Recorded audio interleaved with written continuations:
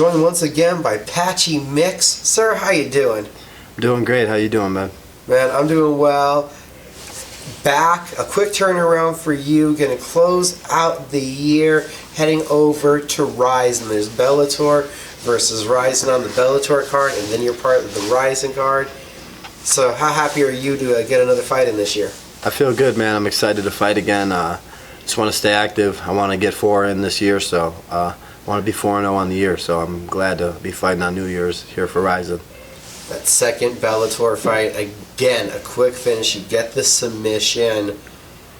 How much momentum do you feel is on your side now, especially when it comes to establishing yourself with Bellator and making a name in this division? I feel like there's a lot of momentum on my side, just because I have 2 quick first-round finishes in Bellator. So being 2-0 and now have an opportunity to go fight in Rizin to basically be 3-0 in Bellator is big for me, and that's what I plan on doing here. I know you have high expectations for your own performances, but could you have really predicted 2 quick first-round submission victories and continue the ball rolling like you were in King of the Cage? 100%, man. Look at my fights in the past. It's not the first time I've hit a rear naked choke in the first minute, and it's not the first time I've hit a slew of stretch in a fight either. So no, it's just about being myself and just being normal, man, being me. The added power, star power, and the fame and the notoriety of being with Bellator, that just comes with it. But I already know who I am as a competitor. You've hit those moves before. Do you feel you've even had to show off more of your skill set in the cage in Bellator than what it took to get there? Yeah, I think I showed off more of my skill set to even get here than I did my last 2 fights. But I'm improving, man. This next fight, I think it will open a lot of eyes, and if it doesn't, the one after that, I'm rapidly improving, and I don't think that my back and my ground game is the best of my game. So I'm just trying to add new pieces to my puzzle here, and just trying to branch out and keep growing, man. Keep growing in martial arts in all different aspects. Talking about branching out, heading overseas for the first time, fighting with Rizin, getting on that global stage in this opportunity. How big did you look at what was being presented in front of you, this opportunity? It's just an opportunity, man. It's just another fight. Could be big. I mean, I guess it's big because there's so many people and the promotion and where I'm going and who I'm representing, but it's just another fight to me, man.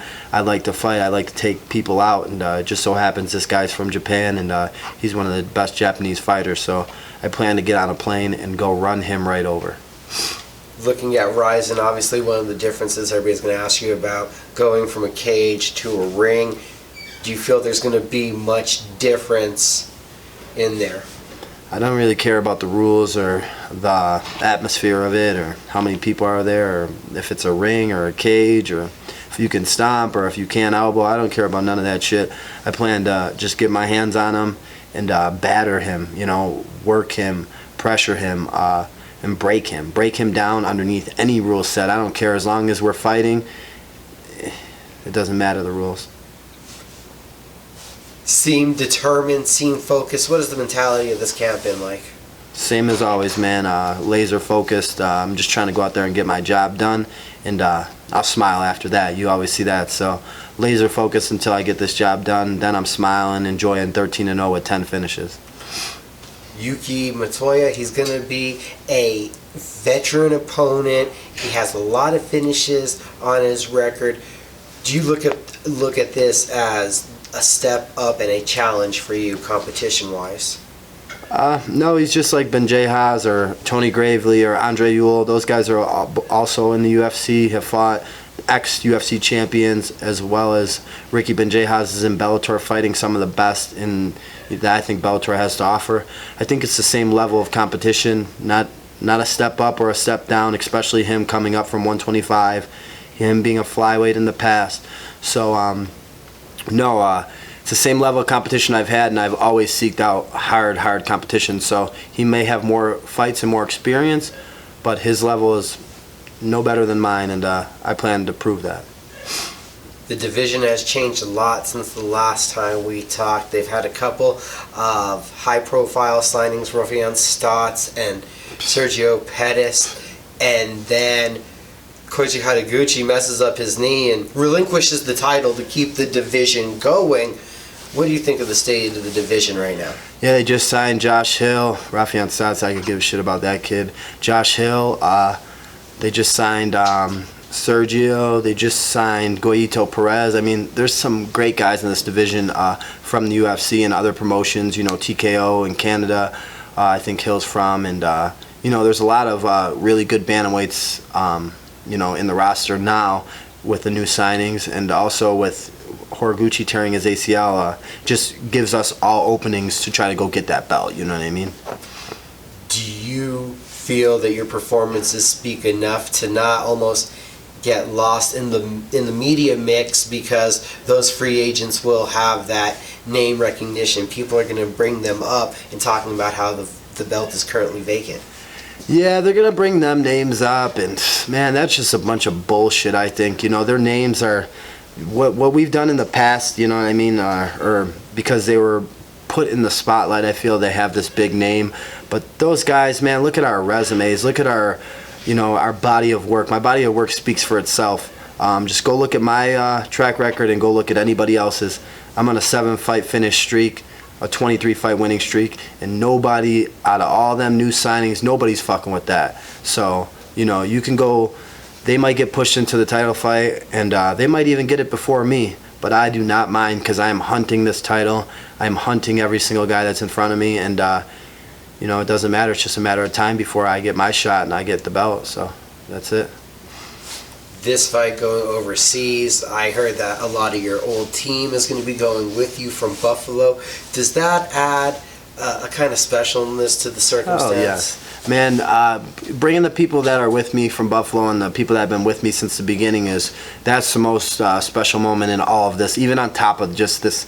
You know, we go in there and we fight for 15 minutes, but man, we put hours and fucking years of work here, training back home here at Jackson's.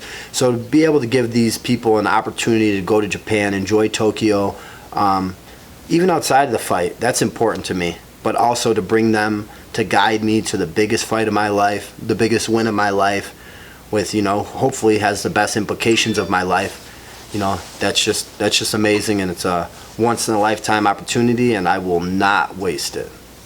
As we're getting to know Pat Mix, we've had a couple of interviews with you, and people have seen the martial artist and the talent. We know that the ultimate goal is the title, but what fuels your fire? What's the drive? What's that personal side that motivates Pat Mix? Just the title, man. It changes your life. It changes your life with money, you know, financial. Obviously, who's ever at the top, you know what I mean, they're the best, and they get the most incentives, you know, the most lucrative shit that comes with this. So I want to be the top. I want to be the best. I want to be number one. I want to be Ichiban, number one. That's how they say it in Japan. I'm going to be saying that the whole time I'm in Japan. Because, you know, with the belt comes obviously an opportunity to change my life, an opportunity to change my family's life, my mother and my brothers. You know, I want to hold this belt for a long time. I want to defend this belt multiple times. I want to be Khabib style, 20-something and 0. You know what I mean? I'm going to be 12 and 0 right now, going on 13 and 0. And I have every opportunity with each fight to change my family's future. You know what I mean? And that's my whole goal. You know, I want my mom not to worry about things. I want my daughter not to worry about nothing when she's older. You know what I mean? I want to take care of her. And I want my brother Wesley, my sister Elena, my brother Joey, my sister Lindsay, you know, any of them to reach out if they ever need anything. You know what I mean? I want to be that family member that, you know, that has everyone in the family's back. And that's what I'm trying to do here, man. Trying to just basically build an empire, and I'm at the top of it, you know. And we've seen you doing it day in, day out. How do you stay focused? What's the key? Because it's hard to do it, to stay on this grind as hard as you've done it for these years. Yeah, for as long and how long I've done it and how consistent it's been. 4 fights every year, 6 years straight, 24 fights. You know, this will be my 24th. It's hard to stay motivated at times, but this is what I love to do. So I do have my time off, but even during my time off, man, I'm always itching. I'm just obsessed with training. I'm obsessed with getting better in the gym, more so than even fighting.